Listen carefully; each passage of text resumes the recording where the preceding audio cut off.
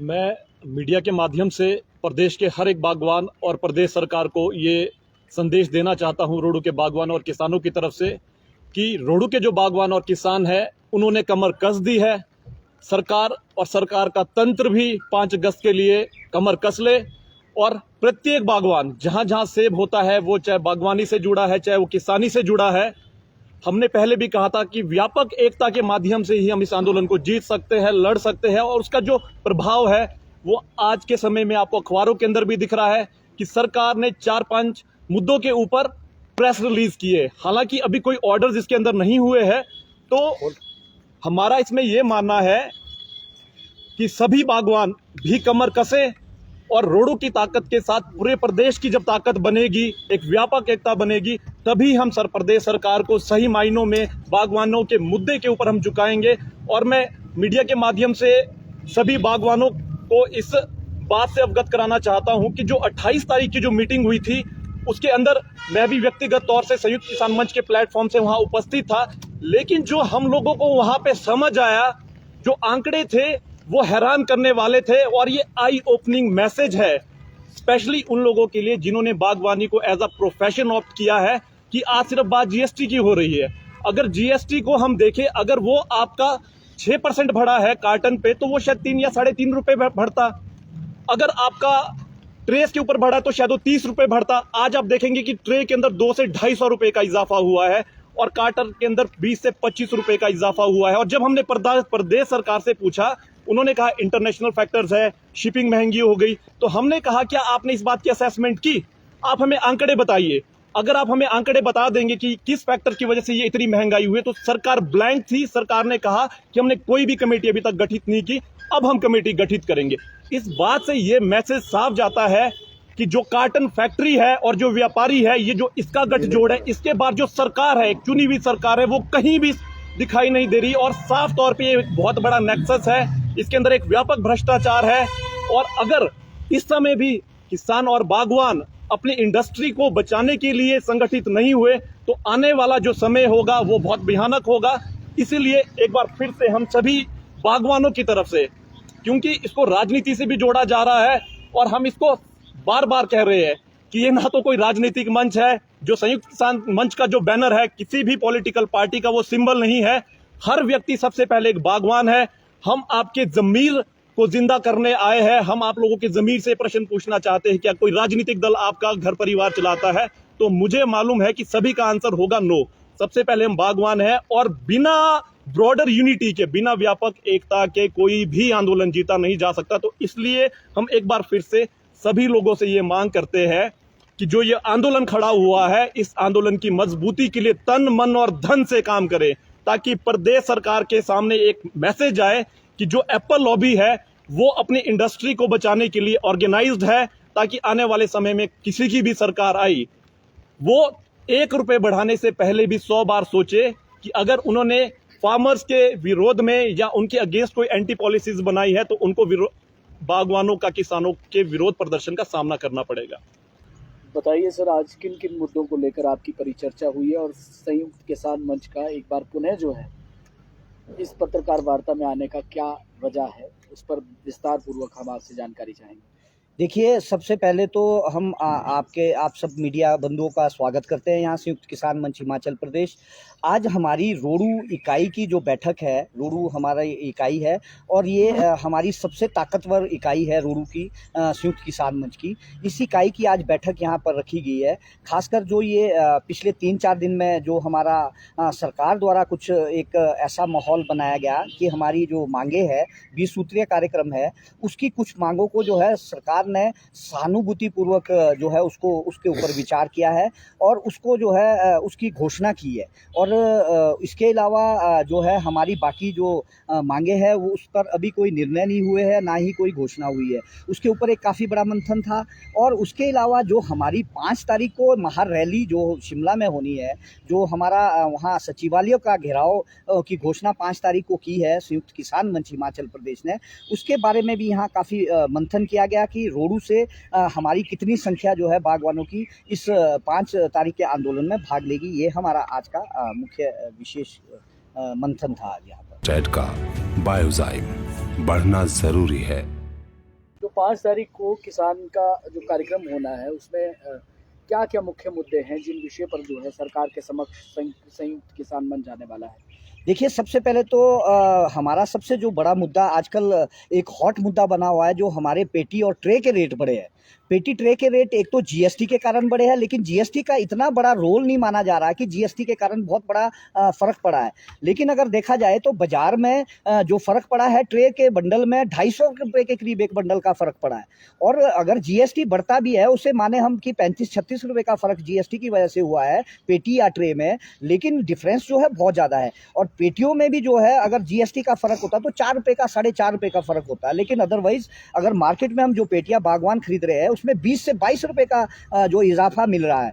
और हम सारे लोग इसकी वजह से बागवान बड़े बुरी तरह परेशान है। एक ये, नंबर 2, हमारा जो कश्मीर के तर्ज पर सेब जो लिया जाता है, MIS की जो स्कीम है यहाँ 1986 से लेकर चल रही है, उसमें A grade, B grade, C grade सेब की जो लेने की प्रक्रिया है, यहाँ केवल C ग्रेड लिया जाता है। और वो भी सिर्फ सरकार ने मात्र 1 रुपया बढ़ाया है, यानी कि ऊंट के मुंह में जीरे वाली बात है, जैसे आज तक बाकी सरकारें भी करती आई है। हमारी मांग तो सबसे बड़ी ये है कि कश्मीर के तर्ज पर जहां 24 रुपये इसको लिया जाता है C ग्रेड को, और A ग्रेड, B ग्रेड को भी जो है 44 रुपये, 60 रुपये लिया जाए। ये एक बड़े मुद्दे हैं। और इसके अलावा हमारी जो ये APMC में जो ये वसूली, अवैध वसूली जिसे कहा जाएगा, यानी कि अनलोडिंग का पैसा जो है हमारे से 25 से 30 रुपये लिया जाता है। और ये उसके अलावा बैरियर्स लगे हैं, उसमें सरकार टैक्स वसूल रही है। उसके अलावा हमारी जो 100% इम्पोर्ट ड्यूटी है, आपको पता है कि पिछले वर्ष जो है ईरान के सेब ने हमारा स्टोर को जो है पूरी तरह से क्रैश कर दिया। सरकार ने अभी तक उस पर कोई कदम नहीं उठाया। इसके अलावा हमारी काफ़ी समस्याएं और है। 20 सूत्रीय मांग पत्र है, पढ़ते पढ़ते काफ़ी टाइम लग जाएगा। और हम सारी जो ये समस्याएं लेके सरकार के साथ बैठे। अभी हम 28 तारीख को मुख्यमंत्री महोदय और सरकार का पूरा तंत्र वहाँ पर था सचिवालय में, वहाँ बैठे एक एक पॉइंट पे जो है 20 के 20 पॉइंट पे सरकार के ध्यान में लाया गया, सरकार से चर्चा की गई। हम पिछले संयुक्त किसान मंच 1.5 वर्ष से जो है सरकार को इन बातों को बार बार ले जा रहे हैं। 10 बार ज्ञापन दे चुके, 4 बार तो हम रोडू से ही ज्ञापन दे चुके थे, लेकिन इस पर कोई कार्रवाई नहीं हुई। अभी पिछले 2-3 दिन में जो हमारी सब्सिडी, यानी ये भी हमारा एक बहुत बड़ा पार्ट है कि हमारी जो दवाइयाँ PP सेंटर्स में मिलती थी, वो दवाइयाँ हमारी पिछली 2 साल से बंद थी। वो भी एक बहुत बड़ा हमारे लिए एक चैलेंज था, क्योंकि एक तो मार्केट में क्वालिटी की दवाइयाँ हमारे को नहीं मिल रही थी, और नंबर 2 रेट इतने इजाफा हो गया था कि उस पर कोई कंट्रोल नहीं था।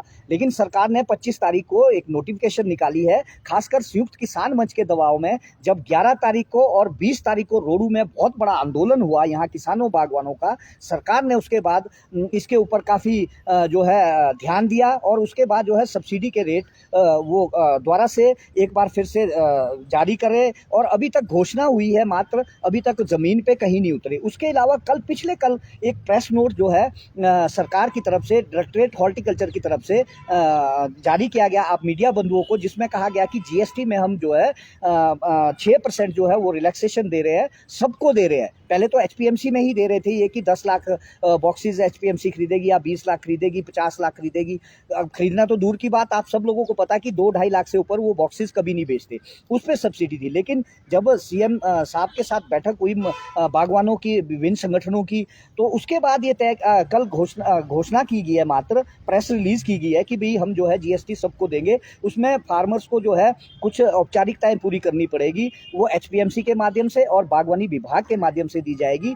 और इसके अलावा 12.5 करोड़ 12.59 करोड़ रुपया जो है, जो हमारी MIS का पैसा पिछले कई वर्षों से फंसा है, वो भी हमारी एक प्रमुख मांग है। उसका भी रिलीज़ किया है पिछले कल सरकार ने, और उसको जो है बागवानों को तुरंत देने के लिए सरकार ने उस प्रेस रिलीज में कहा है। लेकिन अभी तक अब देखना है कि 2-4 दिन में वो शुरू करते हैं कि नहीं करते हैं।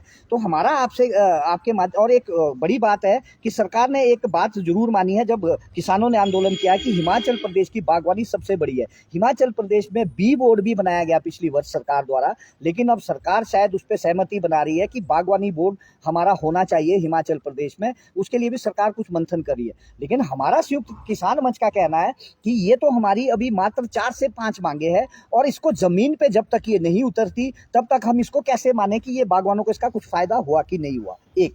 नंबर 2, इसके अलावा जो हमारी बाकी 15 सूत्रीय मांग पत्र है, जो बाकी 15 मांगे हैं, उस पर सरकार क्या आगे करने वाली है, और अगर सरकार उस पर नहीं करेगी तो हमारा आंदोलन तो ऐसे ही चलता रहेगा। 5 तारीख को तो हम कर ही रहे हैं। देखिए, मैं रोडू की आपको जानकारी देना चाहता हूं जो आज यहाँ बैठक में तय हुआ है। वैसे तो हमारे सारे जो प्रमुख लोग रोडू के यहाँ हैं, संयोजक साहब है, हमारे जितने भी बड़े प्रमुख साथी है या राजन जी है, सब बहुत सारे लोग हैं। तो ये सारे लोगों ने मंथन किया है कि यहाँ से आज एक एक डिटेल पर गांव की बनाई गई कि हर गांव से कितने फार्मर आएंगे। तो लगभग 2000 के करीब की जो संख्या हमारी केवल रोडू से बन रही है। 2000 के करीब बागवान जो है यहाँ से शिमला मूवमेंट करेंगे और राजधानी में जो है सचिवालय का जो हम घेराव कर रहे हैं उसमें जो है पार्ट लेंगे। अभी तक उसके बाद सरकार ने आपसे बात करने के बारे में जब बात हुई है, मांगों को आप कह रहे हैं माना भी गया है, बावजूद उसके फिर ये रैली का निर्णय कैसा, ये विरोध प्रदर्शन कैसा? देखिए, मांगे अभी मानी जब तक जमीन पे नहीं उतरी, उसकी नोटिफिकेशन प्रॉपर नहीं हुई, जमीन पे नहीं उतरेगी, तब तक हम कैसे माने कि ये जो है मांगे मानी जा चुकी है। आप प्रेस रिलीज की है अभी आपकी मांगों को जो है कहीं जमीन पे नहीं उतारा गया। एक। नंबर 2, ये तो मात्र अभी 4 से 5 मांगे हैं जो मानी गई है। 15 मांगे तो अभी खड़ी है, जिसमें कि आपका कश्मीर के तर्ज पे जो हमारे लिए एक बेंचमार्क है, यानी सबसे बड़ा हमारे लिए। अभी तो मार्केट देखिए क्रैश हो रही है कई दिनों से, और आगे और होने वाली है। उससे हमें जो है किस तरह से हमारी मार्केट का कंट्रोल होगा। जो पिछले साल भी यहाँ रोडू में आंदोलन हुआ और जगह आंदोलन हुए, मार्केट जब क्रैश हुई उसके बाद मार्केट फिर राइज हुई, ये चीज़ें, इसका समाधान कैसे निकलेगा। सरकार से हमने चर्चा की, सब लोग, काफ़ी लोग थे यहाँ से भी प्रतिनिधि उसमें, तो वहाँ जब चर्चा हुई तो अगर ये बेंचमार्क कश्मीर के तर्ज वाला हो सकता है, जब एक देश एक कानून, तो हमारे लिए ये कानून क्यों नहीं। हमारी कई ऐसी मांगे हैं, और इम्पोर्ट ड्यूटी वाला वो भी बहुत बड़ा मुद्दा है, क्योंकि हमें स्टोर करना है सेब, और कैसे हम स्टोर करेंगे। इस बार तो सारे बागवान डर रहे हैं कि हम कैसे स्टोर करेंगे, क्योंकि ईरान का सेब जो है कभी भी आ सकता है, उससे नुकसान होगा। इसलिए हमने ये निर्णय लिया है कि हम 5 तारीख को अपना जो आंदोलन है उसको जो है पूरी तरह से, उससे भी ज़्यादा, जैसे हम अभी तैयारियां कर रहे थे उससे भी ज़्यादा तैयारियां कर रहे हैं, ताकि सरकार जागे और सरकार हमें कोई पुख्ता जो है वो समाधान करके दे, या हमें पुख्ता आश्वासन दे। आश्वासन तो मुख्यमंत्री महोदय ने भी उस दिन बैठक में दिया वहाँ पर, लेकिन उसको अगर जमीन पे नहीं उतारने, समय पर नहीं उतारा, तो हम तो आशंकित है। हम किसान बागवान, हमें तो चिंता है, क्योंकि हमें हमारी रोजी रोटी है, हमारी 1 साल जो है ख़त्म हो जाएगी, हमारा जीवन जो है यापन करना मुश्किल हो जाएगा। मैं आपके चैनल के माध्यम से बताना चाहता हूँ, आप जगह जगह यहाँ देखिए, पूछिए, पेटी के रेटों में वेरिएशंस है। अलग तहसील में अलग रेट, दूसरी तहसील में अलग रेट, एक दुकान में अलग रेट, दूसरी दुकान में अलग रेट। इस पे किसका कंट्रोल है? क्या सरकार और जो ये इंडस्ट्रीज है, चाहे वो आपकी कोरोगेटर्स है, चाहे आपके ट्रेस बनाने वाले हैं, क्या सरकार का इनके ऊपर कोई कंट्रोल नहीं है? हिमाचल में भारतीय जनता पार्टी की सरकार है, केंद्र में भी भारतीय जनता पार्टी की सरकार है, क्या ये कंट्रोल नहीं किया जा सकता? ये तो बहुत छोटी सी बात है। 1-1.5 साल से हम संयुक्त किसान मंच बार बार सरकार से आग्रह कर रहे हैं, और सरकार अब जागी है जब हम किसान जागृत हुए। इस पे भी कुछ लोगों को राजनीति करते हुए देखा जा सकता है। कुछ लोग कह रहे हैं कि ये किसानों के दबाव में नहीं हुआ है, ये तो हमने करवाया है। उस पर क्या प्रतिक्रिया है किसान मंच? देखिए, हम किसान जो है खेत खलियान में काम करते हैं अपने, हमें राजनीति से कोई लेना देना नहीं है।